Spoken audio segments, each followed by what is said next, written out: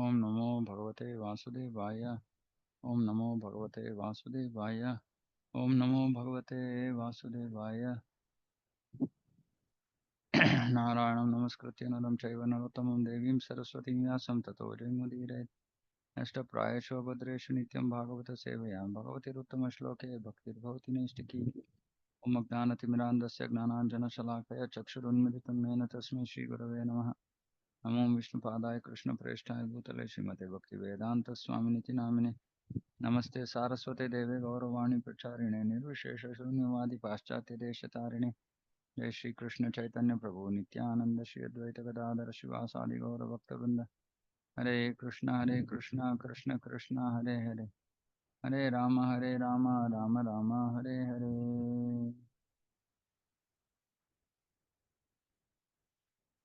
Srimad Bhagavatam, Canto 5, Chapter 12. Conversation between Maharaja Rahu Gana and Jadabharata. Loka, verse 1. Rahugana Uvacha Namo Namah Karana Vigrahaya Swarupatuchīkrita Vigrahaya Namo Vadutha Dvijabandhulinga Nigudha Nityanubhavaya Tubhyam. King Rahugana said, O most exalted personality, you are not different from the Supreme Personality of Godhead.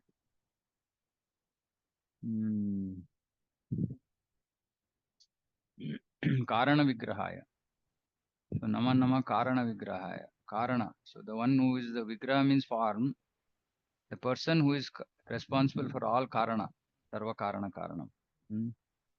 Uh, by the influence of your true self, all kinds of contradiction in the Shastras have been removed.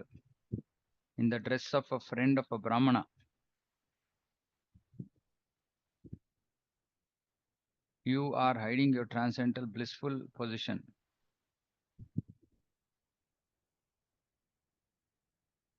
I offer my respectful obeisances unto you. Dvijabandhu Linga. So he is in the dress of a friend of a Brahmana because he was not looking like a Brahmana. So he was hiding his transcendental position by not being clean. His sacred thread was discolored, etc., etc. So Rahugana is saying one cannot, by looking at you, know that you are a Brahmana. You look like a Dvijabandhu. I offer my respectful obeisances unto you. From the Samhita, we understand the Supreme Person of Godhead is the Sarvakarana Karanam. Rishabdeva was the direct incarnation of the Supreme Person of Godhead. His son, Bharat Maharaj, who was now acting as the Brahmana, Jadabharat, had received his body from the cause of all causes. Therefore, he is addressed as Karana Vigrahaya. So, Bharat Maharaj, because his father was Rishabdev, so he is also being addressed as Karana Vigrahaya. ज्वरामयार्तस्य जथा गदं सत् निदाघदग्धस्य यथा हिमाम्बः कुदेहमाना हि विदष्ट दृष्टेः ब्रह्मन्वचस्तेऽमृतम् औषधं मे. O best of the Brahmanas, my body is filled with dirty things and my vision has been bitten by the serpent of pride. Due to my material conceptions, I am diseased. Your nectarian instructions are the proper medicine for one suffering from such a fever, and they are cooling waters for one scorched by the heat. Mm. The conditioned soul has a body full of dirty things, bones, blood, urine, stool, and so forth. Nonetheless, the most intelligent men in this material world think they are these combinations of blood, urine, stool, etc. This is so. Why can't other intelligent men be made with these ingredients, which are so readily available? Hmm. The entire world is going on under the bodily conception and creating a hellish condition unfit for any gentleman's living. The instructions given to King Rahugana by Jadabharat are very valuable. They are like the medicine that can save one from a snake bite. The Vedic instructions are like nectar and cool water for one suffering from scorching heat. Tasmad bhavantam mama samshayartham prakshyami paschad adhuna subodham अध्यात्म योग ग्रथितम तवोक्तम आख्याहि कौतूहल चेतसो में. Whatever doubts I have about a particular subject matter, I shall ask you about later. For the time being, these mysterious yoga instructions you have given me for self-realization appear very difficult to understand. Because for us it was very easy because Prabhupada's purports were there, but for Hugana, he's saying it very difficult to understand. Please repeat them in a simple way so that I can understand them. My mind is very inquisitive and I want to understand this clearly. The Vedic literature instructs Tasmad Gurum Pravatyeta Jignasu Shayottamam. An intelligent man must be very inquisitive to know the transcendental science deeply. Tasmad Gurum Prapadyeta. Why? Why should one approach a guru? Jignasu Shreya Uttamam. What is the Uttama Shreya? To inquire about that. The topmost benefit for a jiva. What is it? To question and understand that Jignasu, one has to be inquisitive. For that, one has to go to Guru. Therefore, one must approach a Guru, a spiritual master. Although Jadabharat explained everything to Maharaja Rahugana, it appears that his intelligence was not perfect enough to understand clearly. He therefore requested a further explanation, stated in Bhagavad Gita, Tadvidhi Pranipatena Pariprashnena Sevaya. The student must approach a spiritual master and surrender unto him fully. We have discussed this multiple times. Pranipata, Sharanagati. Sharanagati means, what is Sharanagati? Okay. Again, revision. In one, Giving up our independence. yes. What is that? Giving up our independence Yes, of very good. Very good. This we should remember. We have to just give up our independence. That is surrender. We should give up independence, but we should not give up intelligence. And that is Sharanagati. Of course, then it manifests as Anukulyasya Sankalpaha Pratikulyasya Varjanam Dakshishati Vishwaso Voptrutve Varnam Tata Atmanikshepa Karpanya. So 6 qualities. But the basic quality of surrender means that giving up our independent thinking. When Guru says something, we should be ready to accept it. That is giving up independence. Accepting the instructions of Guru as the life and soul. That is giving up independence. He must also question him in order to understand his instructions. So Guru gives instructions, so one has to first accept the instruction. And then, oh, okay, if you don't understand, then question. Pariprashnena sevaya. And then one should not only surrender to the spiritual master, but also render loving service unto him, so that the spiritual master will be pleased, yasya prasadat bhagavad prasado, and explain the subject matter more clearly. What does this mean? Can somebody explain this? What does this mean? In our situation, what does that mean? Explain the subject matter clearly.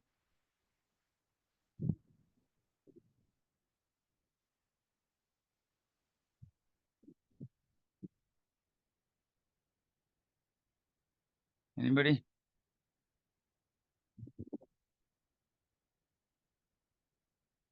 Nice. Simple thing, no?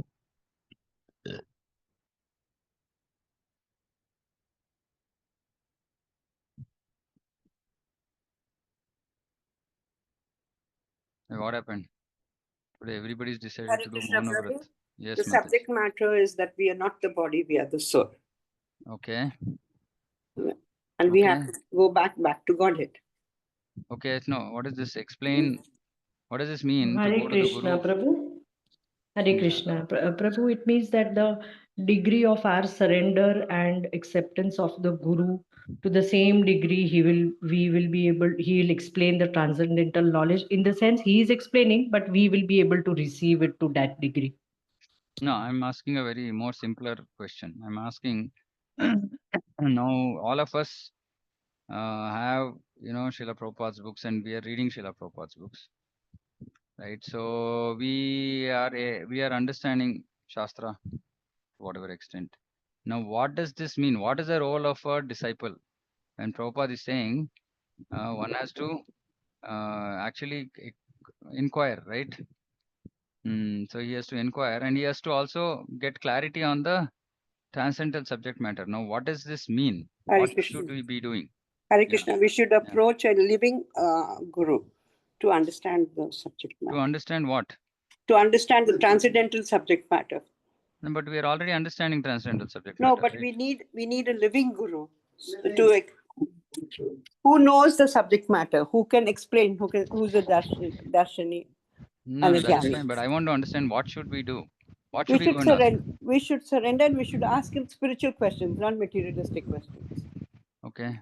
Not Hare getting the Krishna. answer that I'm looking for. Yeah. Hare Krishna, Prabhuji. Yeah. By rendering service to the Guru, when the Guru is pleased with our service, the subject matter of the spiritual subject matter will get revealed to us the way it should be understood. That is fine. That is Sevaya. I am asking the question about what should we inquire or what should be the nature of our inquiry. Yeah, Prabhu. Like, I think this is about revealing our heart and Okay. asking confidential questions. Okay. And I mean, spiritual master will give answer to those answer See, questions. simple thing we have to understand that right now our whatever we are reading is all theoretical for us. So sometimes we might be able to understand practical application of these instructions, sometimes we might not. So first thing a disciple has to do is to go to a guru to ask about practical application of subjects that he has already heard and understood, but is not able to implement. That is the first type of inquiry that has to be done. Second, there will be lot of many subject matters which we have not understood at all. So we should go and ask those questions to the spiritual master. Third is Krishna says, Dadami buddhi yogam tam yena upayantite. Right? Sometimes we don't know exactly what we should be doing in our life. It's not about any specific subject matter. It's about, say, goal, direction of our life. What should be our nature of our surrender, or there are multiple instructions that Guru has given.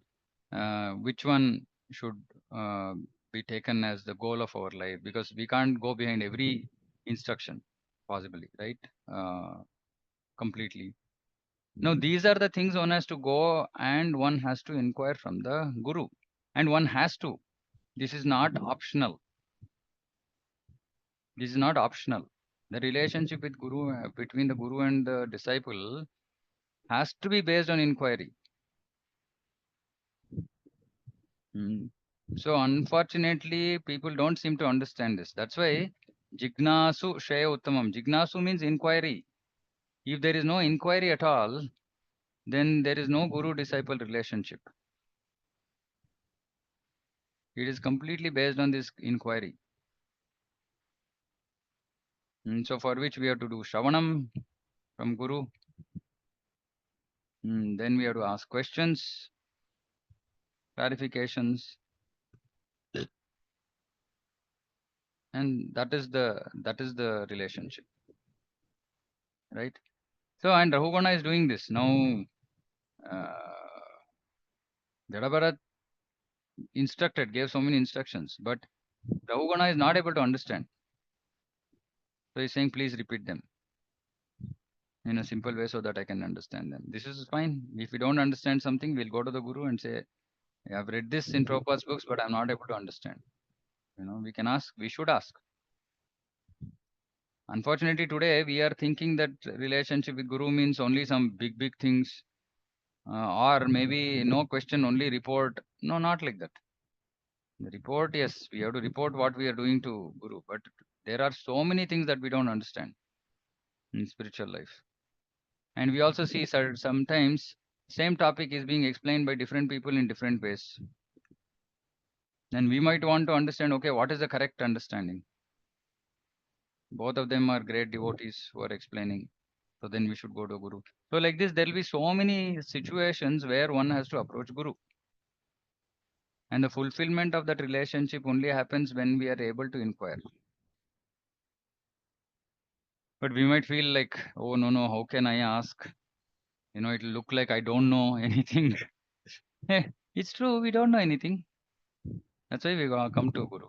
Guru will never think about it like that. A Guru will never think that, oh, what is this foolish disciple? He will never think like that. because he's very merciful. But if we don't approach the Guru, we are in loss. It's like if you don't offer things to Krishna, there is no loss for Krishna. If we don't offer, it's our loss. It's like that. If you don't go and inquire from Guru, then it's our loss. And many times we also assume, saying that I know, I think I know what this means. I think I know, right? Which means that speculation. So we should not, we should have the humility to approach Guru and ask and inquire.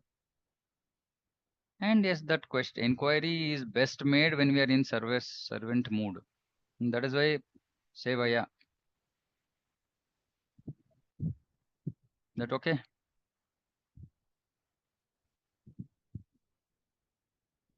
Okay. यद्दाह Yogeshwar दृश्यमानं क्रियाफलं सद्व्यवहारमूलं न ह्यञ्जसा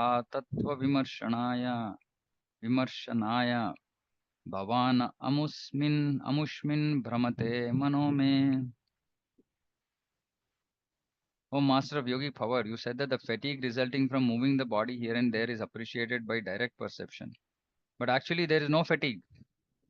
It simply exists as a matter of formality. By such inquiries and answers, no one can come to the conclusion of the absolute truth. Because of your presentation of this statement, my mind is a little disturbed. Formal inquiries and answers about the bodily conception do not constitute knowledge of the absolute truth. Knowledge of the absolute truth is quite different from the formal understanding of bodily pains and pleasures. So here, it's being said that discussing about the body will not help us understand absolute truth. Lord Krishna informs Arjuna that the pains and pleasures experienced in relation to the body are temporary, they come and go. One should not be disturbed by them, but should tolerate them and continue with spiritual realization. So Rahugana's question here is, you are talking about this fatigue, that there is no fatigue, and you are saying it exists as a matter of formality. Okay, but if you make statements like that, I won't be able to understand absolute truth. My mind is now little disturbed.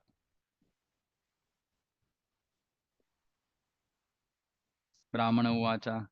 Ayam jano nama chalan prathivyam yap parthiva kasya hetoho tasyapi changriyor adhi gulfaks jangha januru madhyora shiroda ramsaha amshedi darvi shibika prayasyam sauvira rajeti apadesha aste yasmin bhavan rudha nijabhimano Rajasmi Sindhushviti Durmadandaha.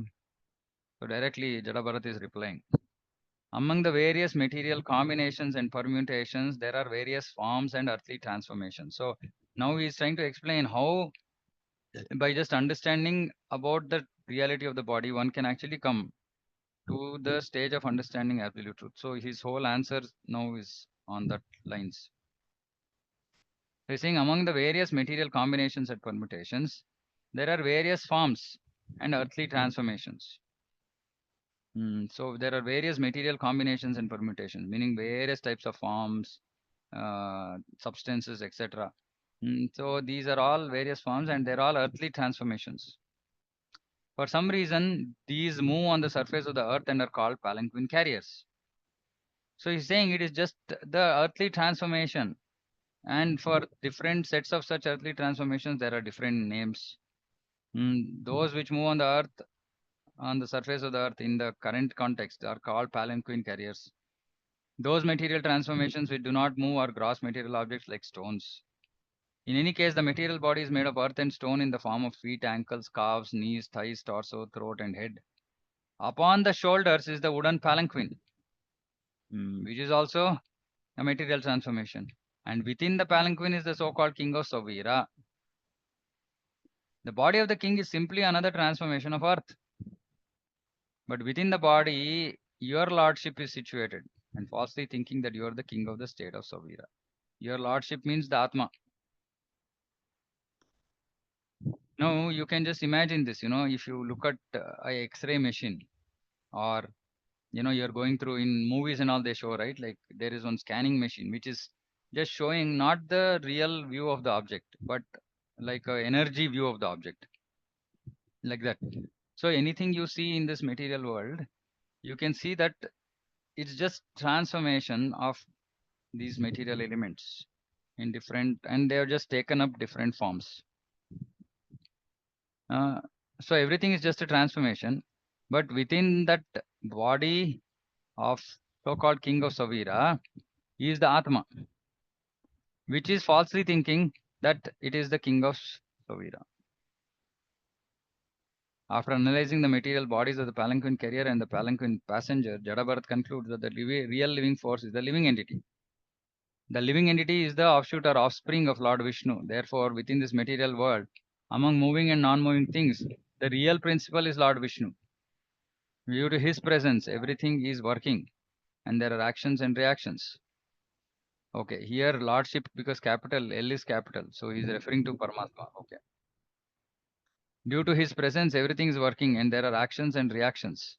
One who understands Lord Vishnu as the original cause of everything is to be understood to be perfectly situated in knowledge. Although he was falsely proud of being a king, King Rahugana was not really situated in knowledge. Therefore, he was rebuking the palanquin carriers, including the self-realized Brahmana Jadabharat. This is the first accusation Jadabharat made against the king, who was daring to talk to a learned Brahmana from the flimsy ground of ignorance, identifying everything with matter. King Rahugana argued that the living entity is within the body and that when the body is fatigued, the living entity within must therefore be suffering. It is clearly explained in the following verses that the living entity does not suffer due to the body's fatigue. Srila Vishwanath Chakravarti gives an example of a child heavily decorated with ornaments. Although the child's body is very delicate, he does not feel fatigue, nor do the parents think that his ornament should be taken away. The living entity has nothing to do with the bodily pains and pleasures. These are simply mental concoctions. An intelligent man will find the original cause of everything. Material combinations and permutations may be a matter of fact in worldly dealings, but actually the living force, the soul, has nothing to do with them.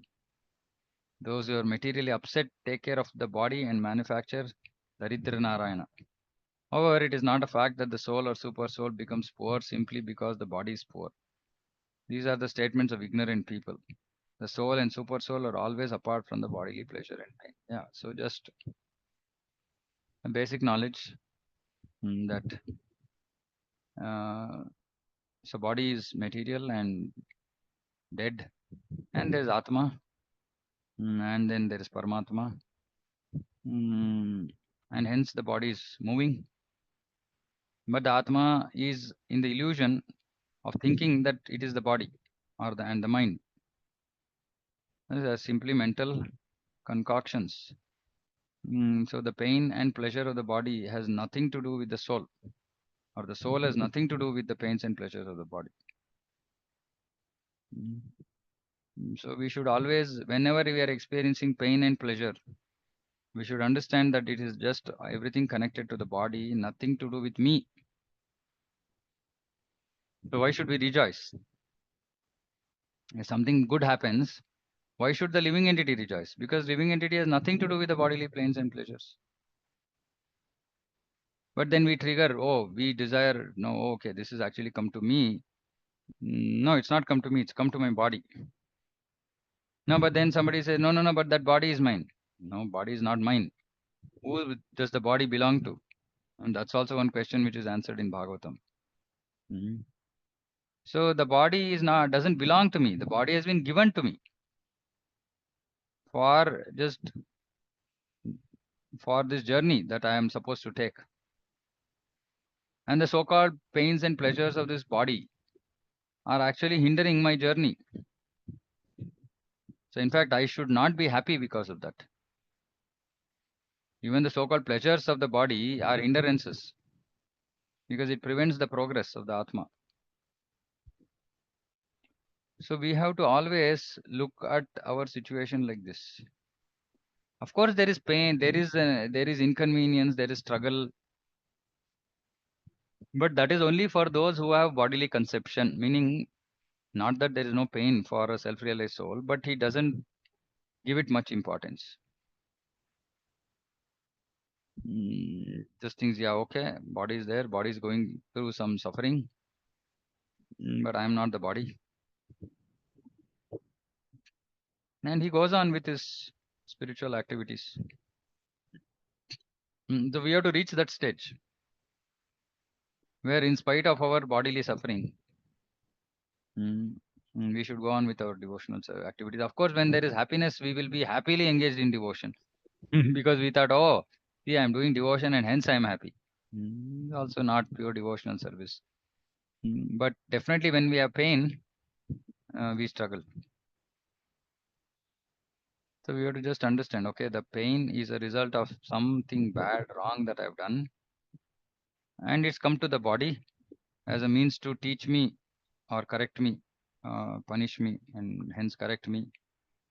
So as Atma, the process of correction is devotional service. So I should just engage in devotion, irrespective of what is going on with my body. That's what the message here is.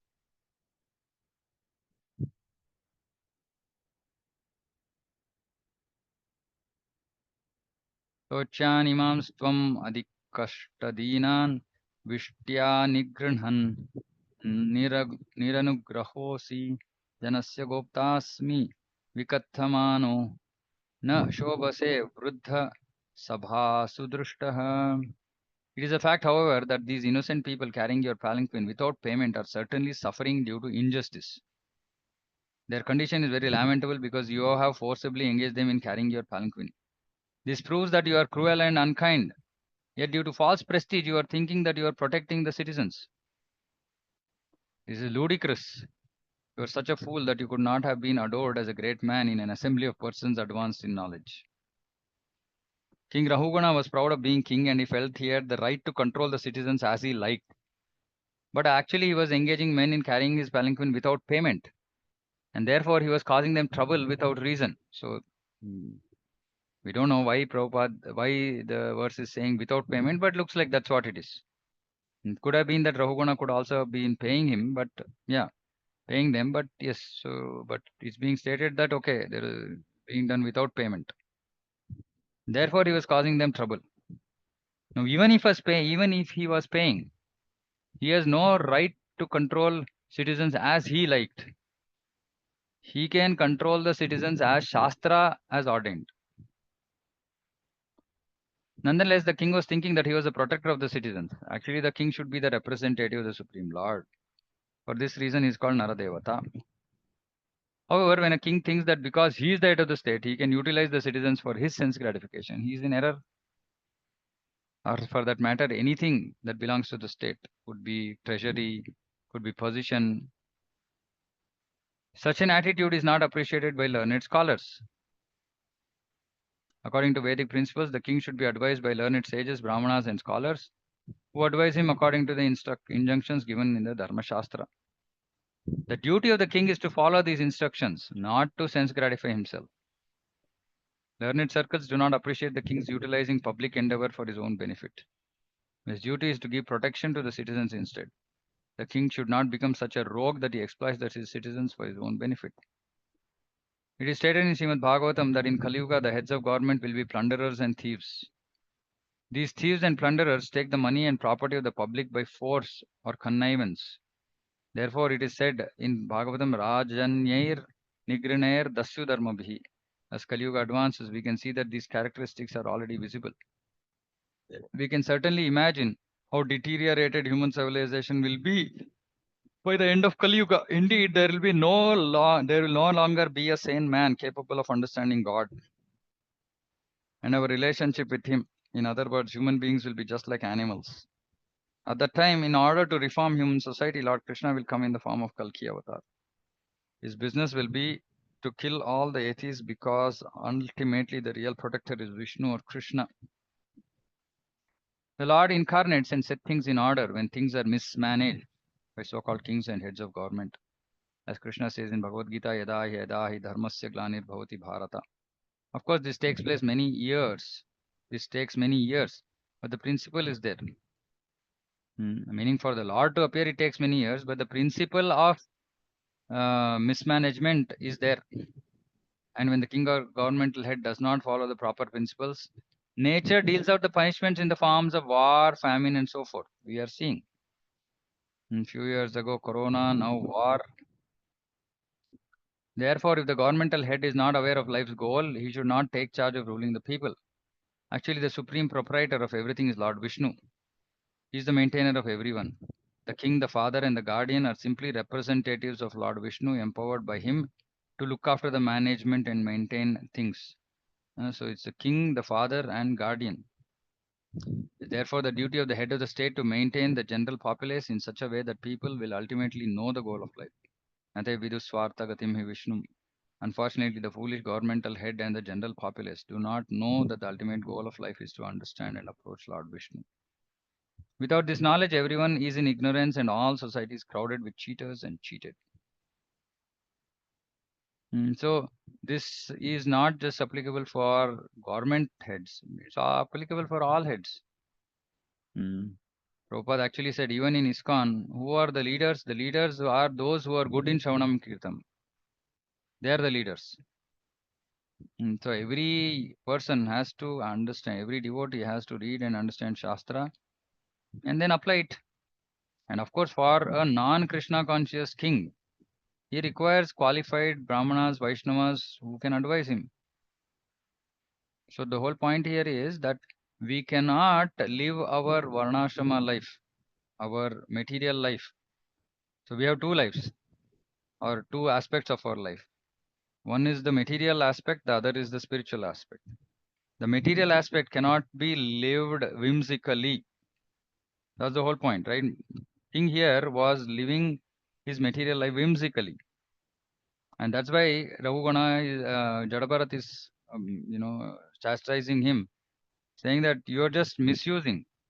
You're cruel and unjust, unkind. Due to false prestige, you are actually forcibly engage them in service. So that means that we also have to, when we are dealing with material aspect of our life, should follow Shastra. So for which we need to be learned in the Shastra and we need to be applying those things in our life. And unfortunately, we are not giving too much importance to Varnashrama these days, right? Even as devotees.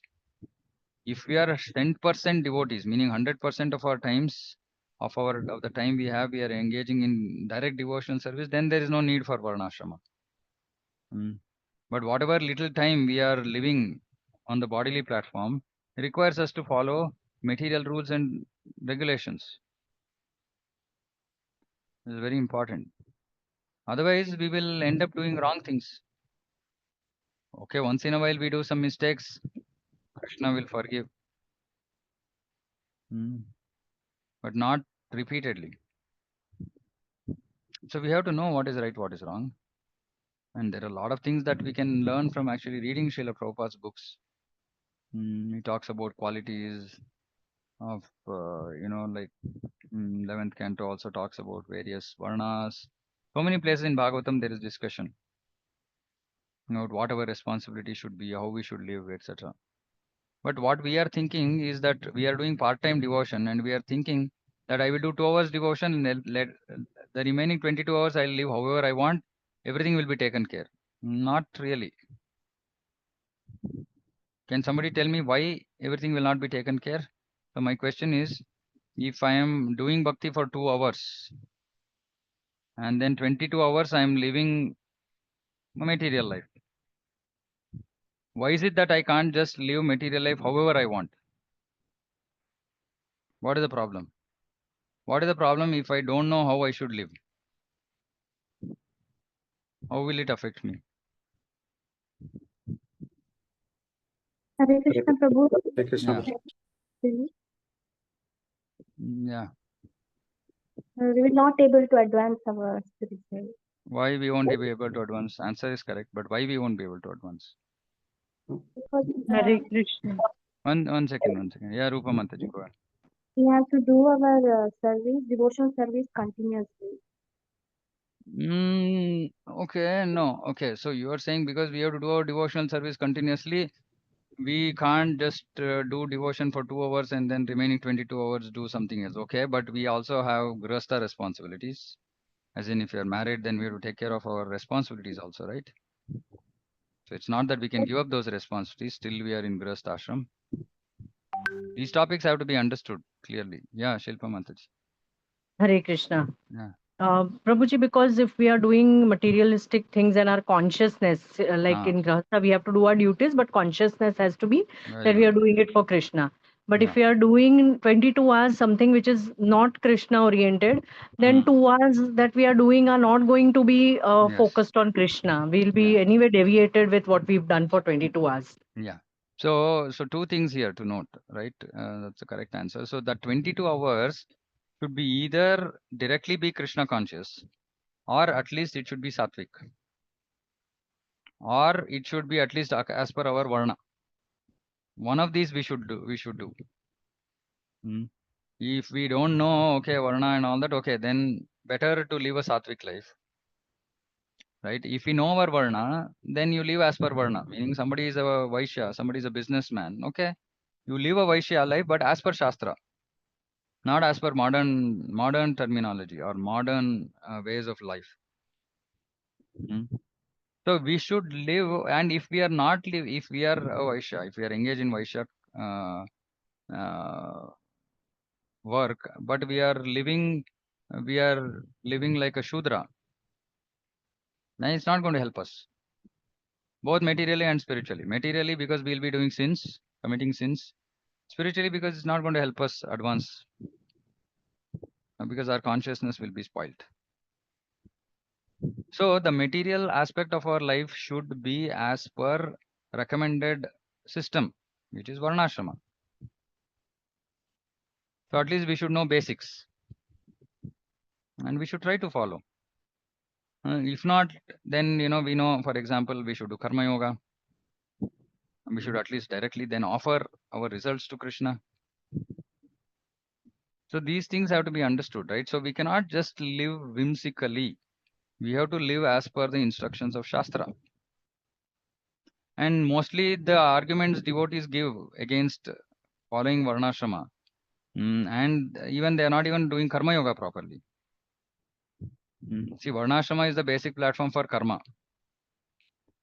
Then actually one has to do yoga, meaning use that outcome in Krishna's service.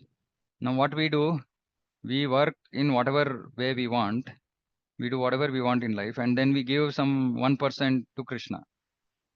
That is not going to purify our work. So then we have to deal with the karma phala that comes out of it. And modern occupation is all ugra karma only. So yes, then there is a lot of discussion, debate saying that okay, no, but I cannot change my job. I cannot, my nature is different, but how can I now find a job which matches my nature? Okay, so this will result in two problems. One is called as job dissatisfaction, which results in frustration, anger, upset. We are not even happy in our Krishna conscious life, etc. So better is to find a job which satisfies you, even if it pays less. That requires anukulyasya sankalpa pratikulyasya varjanam, surrender. That requires surrender. Hmm. Otherwise, significantly contribute, use the Lakshmi that Krishna is giving in his service. To simply, that is karma yoga, to simply nullify the sinful effects of our karma. Right? Or yeah, the best is to just live like a 100% of the time directly engage in devotion, but that might not be possible for all, especially if you have financial requirements. This I've been explaining multiple times, but again, every time I get an opportunity, I want to summarize this because I know that there is a lot of confusion around this, and everybody has their own explanation, right? But this is what Prabhupada is saying. Otherwise, why would he have had to speak about Varnashrama so much if it was not relevant at all? Hare Krishna. Prabhu, I have a question on Varnashram. Should I ask now or later? No, you can ask. Prabhu, about Varnashram, how do Matajis follow Varnashram Dharma? Because Yeah. Varna, one, we don't follow, and Ashram also, we stick to only Vanaprastha, that beyond 50, you have to dedicate your Okay. time to devotion. So I'm Okay. little not clear. Yeah. So anybody wants to answer? Mataji is newly joined our classes, so I've explained these before. Anybody else who can answer? What is the dharma of women? Three Dharma. Yeah. What is it? What does Sri Dharma mean? What should a Sri do? Hare Krishna Prabhu. Yeah. Sri Dharma is nothing but we have to manage the things in home. Hmm. Should not go to work outside. Hmm. We have to be in the home, and we have to take care of children's. Hmm. We have to guide them how to Hmm. uh, like Hmm. in Yeah. home only. We have to give knowledge of Krishna conscious, Very good. Very good. and Hmm. we have to help for the Prabhus for doing devotional service and Yes. in Very good. material world also. Perfect. Perfect. Okay. Anything else? Anybody else wants to add? More or less complete answer. Ashwini Mataji is given. So the only additional thing you can add here is that if suppose say you are in a particular varna and you're following varna, for example, if somebody is like living like a brahmana, of course, which is no, that's not a good example. Say suppose somebody is living like a shudra, then helping the shudra husband to do shudra responsibilities. Also, for example, what is shudra responsibility for us is to actually give significantly donate. Because that's the only way we can get purified. And the wife also should help in that. Meaning, not that wife will say, no, hold, let's stock up money, right? Or if somebody is a Vaishya, she can also help sometimes, when in emergency requirement, help husband in those responsibilities also. But yeah, main contribution should be the Krishna conscious development of the whole house, right? Creating that environment, teaching, giving Krishna conscious to children, very very important. And the Mataji themselves should be Krishna conscious. Their routine should be Krishna conscious, and they're not forced uh, to work, right? So if they create a Krishna conscious atmosphere, then 24 hours Krishna consciousness can be practiced. In fact, they can achieve perfection easier than men. That is Three Dharma, right? So if this can be followed, actually the whole, and I've been telling this multiple times, women can completely change the face of this world. Because they have the kitchen in their hands, which is the where the mercy is going to start. Which is prasadam, right? And the second thing, the whole world today, the way people are, is just a result of how their mothers brought them up, isn't it?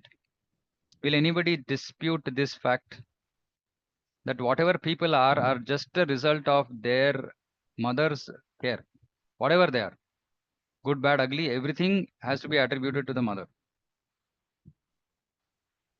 Does anybody disagree to this point? I'm happy to discuss. I'm not going to feel offended if somebody opposes or refutes this point, because I want everybody to understand this. Children are the product of the mother. 90%. 10% may be influenced by father. And of course, if influenced at the right time, the societal influence will be much less. What do Matajis think here? There's so many women here. Hare Krishna Prabhuji. Yeah.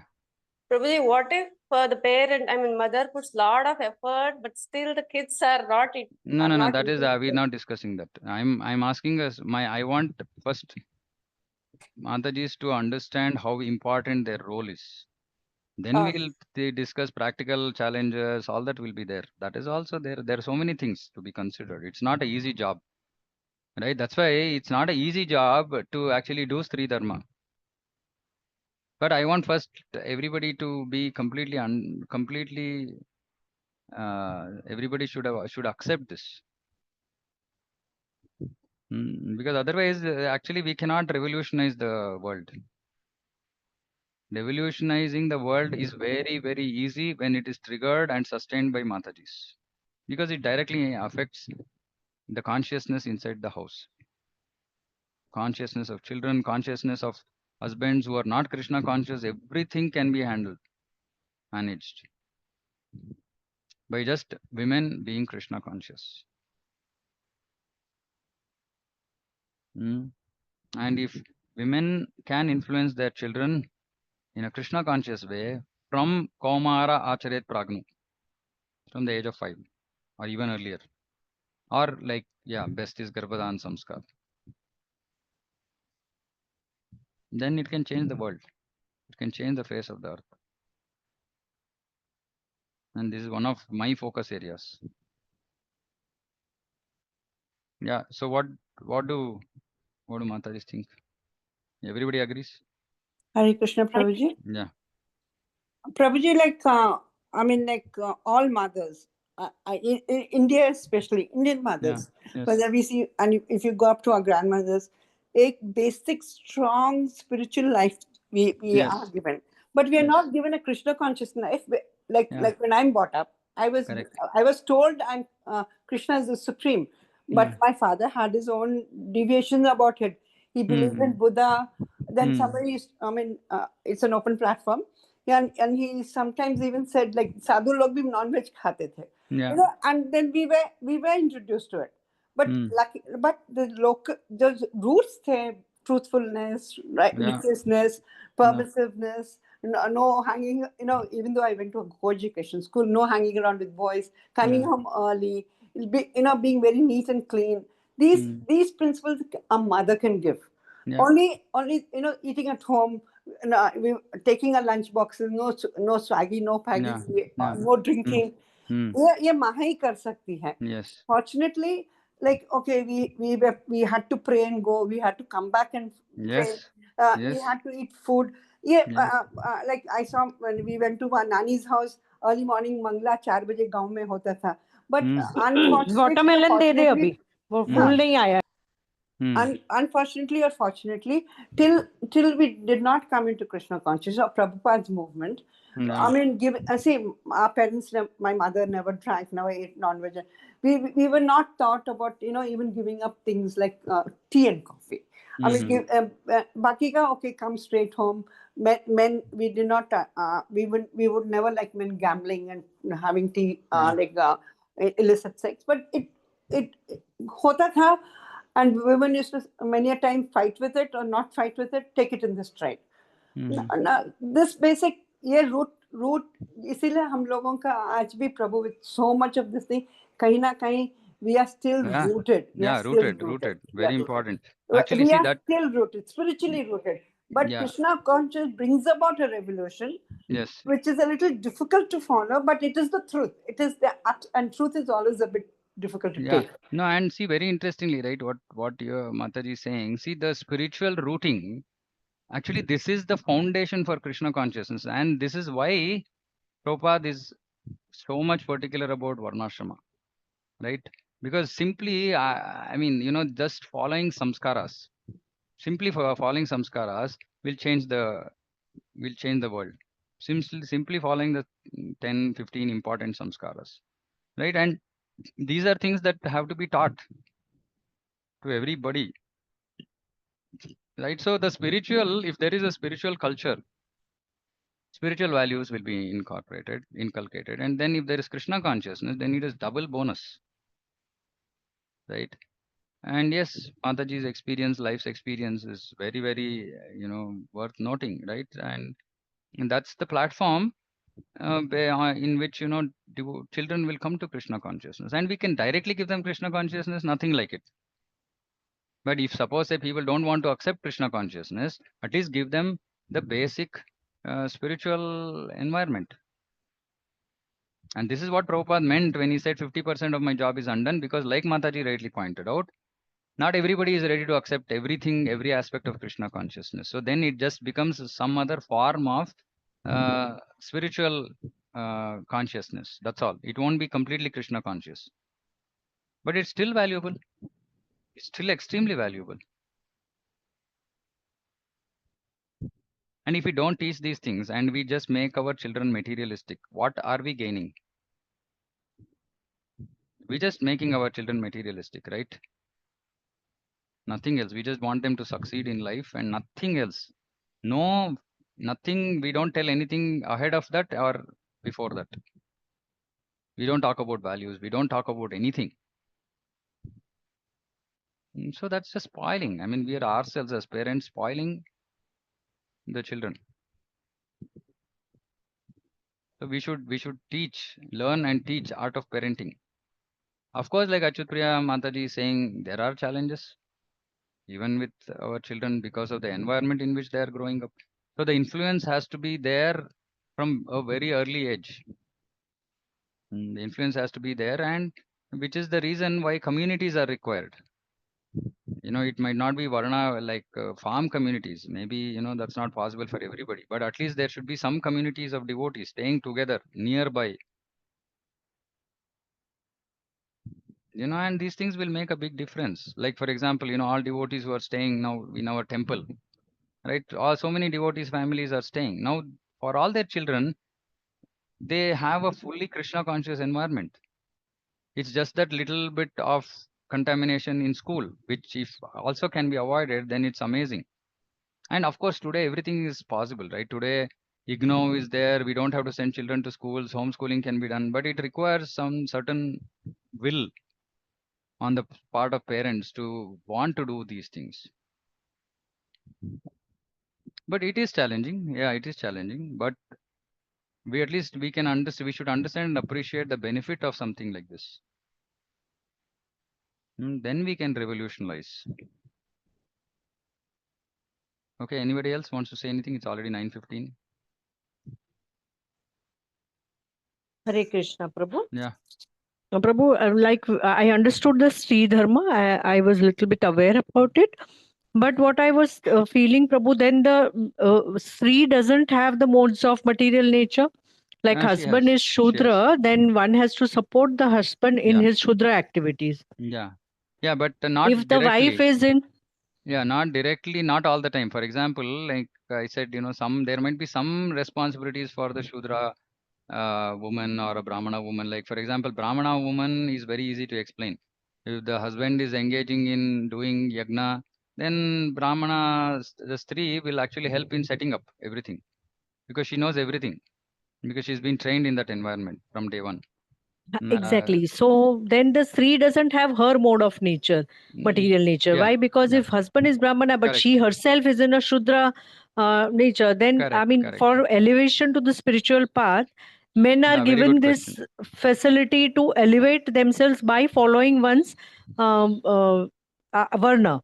But females Yeah, are not given that option. They have to follow what the husband is, forgetting no, what mode of nature they are into. no, but the mode of nature would have been the primary criteria previously for marriage, right?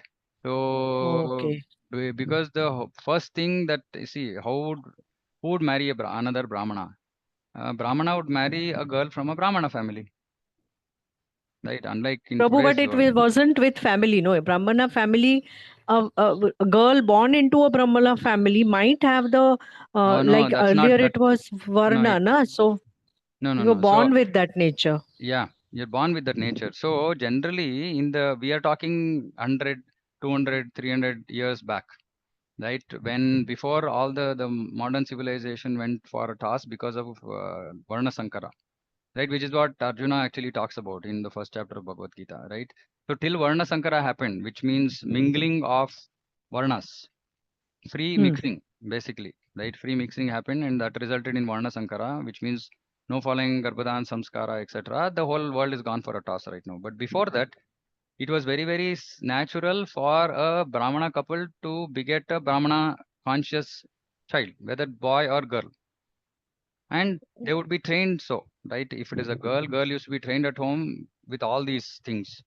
And boy also would have been trained. Boy would have been trained by the by the father, and girl would be trained by the mother. So the girls in those age, they would know exactly what their responsibilities are going to be when they get married and go into a Brahmana family. So there's no question of changing Varna. Even for men, there was no question of changing Varna because they were already perfectly trained in their Varna. This was the time when the Varnashrama was fully in vogue. Now, once Varna Sankara has happened, then the whole thing is topsy-turvy. Right? Yes, then maybe some people, there are still some families who have their Varna. Mainly the Vaishya Varna has remained, right? Mostly all over the world. Apart from in the higher Varnas, which is Brahmana, Kshatriya, Vaishya, Kshatriya is gone, Brahmana is gone, Vaishya is there to some extent, right? But pretty much everybody else is Shudra. That's why I said for a Shudra, what is a Shudra? A husband is a Shudra, which means he's earning money by getting a salary.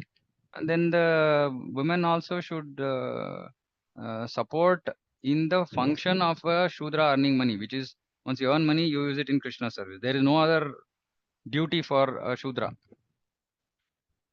right? It's just to use money in a Krishna conscious way. Actually, Shudras were never given money, but because now Shudras have money, money has to be used in Krishna conscious way. That's the only way. That's the only, what can we say, responsibility, duty. And women can also support in that, encourage more contribution towards Krishna conscious activities, etc. But if you have something like a Vaishya or a, Brahmana, Varna, if you are following, then there'll be other responsibilities. And see, Prabhupada's whole movement was to actually create this perfect Varnashrama people. Because people, okay, let's understand this. Bhakti means only bhakti, not Mishra Bhakti. Mishra Bhakti means Karma Yoga. Karma Yoga means you should become part of one Varna. And Prabhupada wanted to train the people into their Varnas. That is why I said 50% of my work is undone, because that training of people in their Varnas was, Prabhupada could not work on that. Because most of his time went in just giving pure bhakti. So the Mishra Bhakti is actually Karma Yoga, which requires us to understand Varnashrama and re-spiritualizing the society. So that is why he said it was big work, and that ISKCON had to take up this as one of the big causes, but unfortunately not much interest being shown there. And it's big. It's big, right? And where do you start? It's pretty complex problem. Pretty complex problem. Anyway, but the important part I was trying to explain is there are certain aspects of the Varnashrama that have to be picked up. Two things which heavily, or three things which heavily, if practiced, can change the face of world is, one is Three Dharma. Matajis can follow their dharma of just giving Krishna consciousness to children. Second is dana, which is one of the very important things of Grihastha Dharma. And third is actually transitioning from Grihastha to Vanaprastha. If these three things can be followed, it can change the face of the world. Different people to different extents. Okay. Anyway, I think we are time up. Hare Krishna, Prabhu, just one. Yeah. Prabhuji, when we are talking about Varna, this does not demark like you're like the caste system demark nahi kar. Like what I meant is Kannadikari, Telugukari. It doesn't demark that. No, when you say Vaishnav, when you say Vaishya or a Kshatriya, it is Kshatriya or a Vaishya. It's not you're a Telugu person and I'm a Hindu person and I can't marry. Yeah. Language is not okay. It shouldn't be. Like just say like हम लोग बोलते नहीं मारवाड़ियों में ही back. I only want. Okay, I will answer that. Okay, yeah, I will answer that. So one of the big things that comes along with language is culture. Right. So in the first chapter, Arjuna is talking about Kula Dharma and Jati Dharma. Right. So Jati Dharma is the Vaishya that you are talking about, right? But Kula Dharma can be different based on the where you are staying. There will be some aspects of dharma which will be localized. For example, food, simple thing I tell Yes, devotees, right? Food is so localized, right? Now, if suppose a girl from a different cultural background, food background, marries a person with a different cultural food background, it makes it a big challenge, right? So it makes it easier if we also follow Kula Dharma.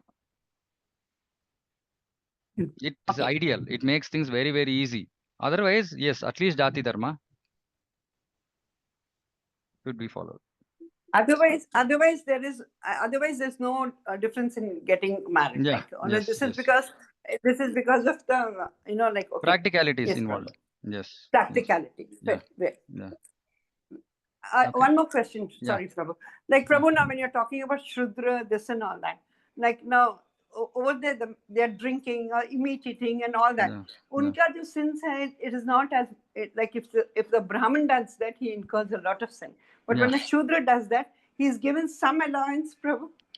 No, it's also sinful because the drinking wine or whatever liquor and eating non-veg also has to follow the rules of Shastra. Which is why the eating non-vegetarian used to be that you have to go and offer it as sacrifice to Mother Kali, etc., right? And drinking liquor was actually not this liquor. It was just a sweetened form of a drink which just intoxicates you because of too much sweet, right? It was not this kind of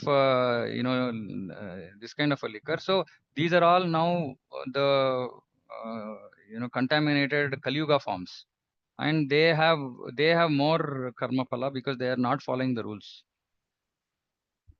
So that karma phala is the same. Of course, it will be more if somebody is born in a Brahmin family. But again, if they born in a Brahmin family, but he's never had qualities of a Brahmana, then he's as good as a Shudra. So then it will be the same result for him as any other Shudra. Now, like a Shudra gets into a gutter, Prabhu. He's in filth. I mean, such a strength. He says, if I don't drink, I cannot get into it. So that is no excuse for it? Or No excuse. No excuse. No excuse. No excuse.